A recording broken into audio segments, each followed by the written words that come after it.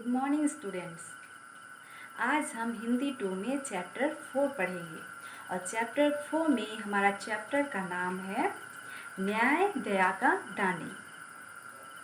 और प्रस्तुत कहानी गौतम बुद्ध के ऊपर घटित घटना का वर्णन करके हमें प्रस्तुत कविता के माध्यम से बताया गया है।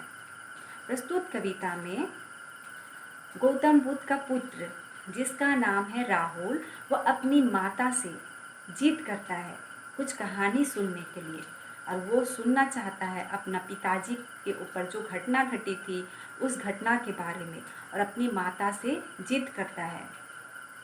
तो अपनी माता गौतम बुद्ध के ऊपर जो घटना घटी थी उस घटना का वर्णन करके कहानी के रूप में अपने पुत्र राहुल को बताती है। तो उसी घटना का वर्णन यानी कि माता और पुत्र के बीच जो बातें होती है और किस प्रकार राहुल अपनी माता से कहानी सुनने के लिए जिद करता है और दासी से जिद करता है, उस घटना का वर्णन करके हमें प्रस्तुत कविता के माध्यम से हमें बताया गया है। और क्या घटना घटी थी गौतम बुद्ध के ऊपर, उस घटना का जिक्र करके हमें प्रस्तुत कविता के माध्यम से बताया गया है। तो चलिए प्रस्तुत कविता पढ़कर हम जानेंगे कि प्रस्तुत कविता का नाम न्याय दया का दानी क्यों रखा गया है। तो हमें पता है कि गौतम बुद्ध न्याय का दानी है, दया का दानी थे, यानी कि छोटे से छोटे जीव क्यों ना हो, हर जीव को के ऊपर दया करते थे। तो उसी के ऊपर यह घटना घटित हुई थी, उसी घटना को कविता के रूप में हम जानेंगे। तो चलिए हम प्रस्तुत कविता न्याय दया का दानी के बारे में पढ़कर समझते हैं।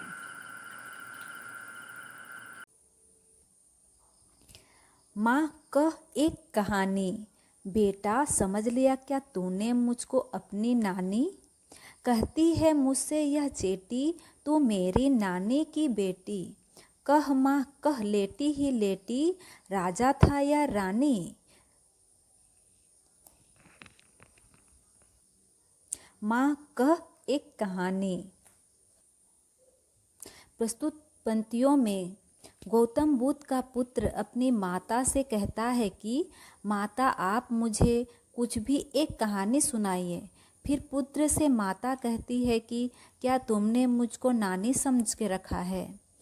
फिर पुत्र कहता है कि दासी ने कहा है मुझे तू मेरी नानी की बेटी है, इसलिए कह माँ लेटी ही लेटी, अर्थात बोलना चाह रहा है कि आप सोकर ही मुझे कुछ कहानियाँ सुनाइए और यह भी बताइए कि उस कहानी में राजा है या रानी। फिर आगे देखिए, सुन उपवन में बड़े सवेरे, तात भ्रमण करते थे तेरे, जहाँ सुरभि मन मानी, जहाँ सुरभि मन मानी, हाँ माँ यही कहानी। वन वन के फूल खिले थे, झलमल कर हिम बूंद झिले थे, हल्के झोंके हिले मिले थे, लहराता था पानी, लहराता था पानी, हाँ हाँ यही कहानी।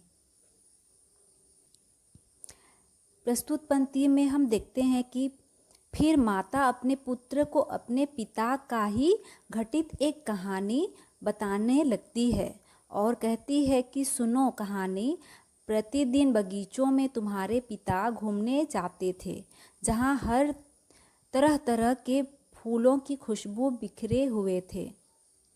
फिर पुत्र सुनकर कहता है हाँ मुझे यही कहानी बताइए। फिर माता कहती है कि उस बाग में विभिन्न प्रकार के रंग बिरंगे फूल खिले थे और उसमें ओस की बूंद भी गिर पड़े थे, उस फूल में ओस के बूंद भी गिरे हुए थे, जहाँ हवा भी बहती थी, धीरे धीरे चल रही थी, जिसके कारण वह फूल हिलने लगती थी, जिसे फूल में गिरा पानी लहरता हुआ दिखाई देता था। फिर सुनकर पुत्र कहता है हाँ यही कहानी मुझे सुनना है। फिर आगे देखते हैं, गति थे खग कलकल स्वर से, सहसा एक हंस ऊपर से गिरा, विद होकर खग शर से, हुई पक्ष की हानि, हुई पक्ष की हानि, करुणा भरी कहानी। प्रस्तुत पंक्ति में हम क्या देखते हैं? फिर माता कहानी बताते हुए कहती है कि उस बगीचों में विभिन्न प्रकार के पक्षियां भी थे जो आसमान में उड़ रही थी, पर अचानक एक हंस आकर तुम्हारे पिता के पास ही आकर गिर गया और वह पक्षी घायल हो चुका था क्योंकि उसके शरीर पर तीर लगी हुई थी, जिसके कारण रक्त जोर से बह रहा था। यही कहानी दर्द भरी कहानी है। आगे देखते हैं। चौक उन्होंने उसे उठाया, नया जन्म सा उसने पाया। इतने में अखेटक आया लक्ष्य सिद्ध का मानी। लक्ष्य सिद्ध का मानी कोमल कठिन कहानी। प्रस्तुत पंक्ति में हम क्या देखते हैं? माँ अपने पुत्र से कहती है कि जब तुम्हारे पिता ने उस हंस को उठाया तो उस हंस को ऐसा लगा कि उसे फिर से नया जीवन मिल गया हो। इतने में शिकारी आया जिसने अपने निशानों से उस पक्षी को मारकर घायल किया था और दोनों के बीच में बहस होने लगती है। आगे देखिए। मांगा उसने आहत पक्षी, तेरे तात किंतु थे रक्षी। तब उसने जो था खगभक्षी, हट करने की ठानी। हट करने की ठानी, अब बढ़ चली कहानी। प्रस्तुत पंक्ति में हम यह देखते हैं कि फिर माता बताती है कि तुम्हारे पिता दयावान है, इसलिए वे उस पक्षी का रक्षा करना चाहते थे, पर उस शिकारी ने जिद कर दी कि उसने अपने निशान से ही उस पक्षी को मारा है, इसलिए यह पक्षी उसी की होगी। पर दयालु बुद्ध नहीं देने की ठान ली थी, यानी कि तुम्हारे पिता उस पक्षी को नहीं देना चाहते थे बल्कि उसकी रक्षा करना चाहते थे। अब दोनों के बीच में और ज़्यादा बहस होने लगी। आगे हम देखते हैं। हुआ विवाद सदय निर्दय में, उभय आग्रही थे सो विषय में। गई बात तब न्यायालय में, सुनी सभी ने जानी। सुनी सभी ने जानी, व्यापक हुई कहानी।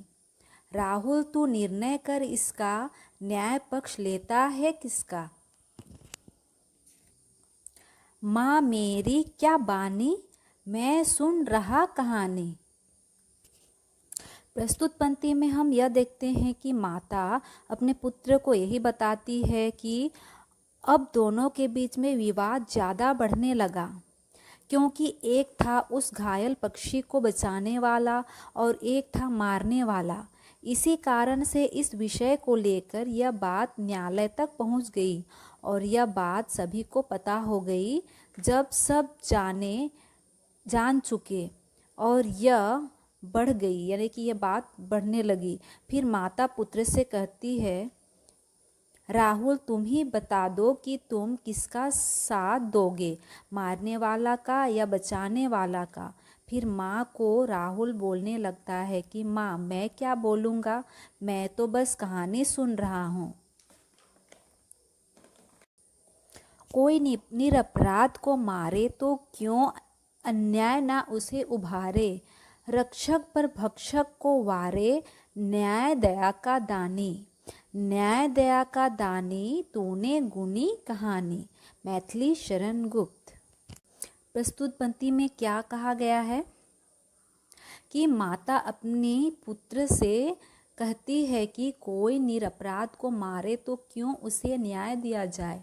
न्याय तो बचाने वाला का ही होना चाहिए, मारने वालों का नहीं। इसलिए न्याय तुम्हारे पिता को ही मिला, क्योंकि वे दया के दानी हैं और उन्होंने हमें यही शिक्षा दी है कि हमें कभी भी छोटे से छोटे जीव की भी हत्या नहीं करनी चाहिए, क्योंकि उसमें भी प्राण होती है और इसलिए जीव हत्या करना पाप माना जाता है।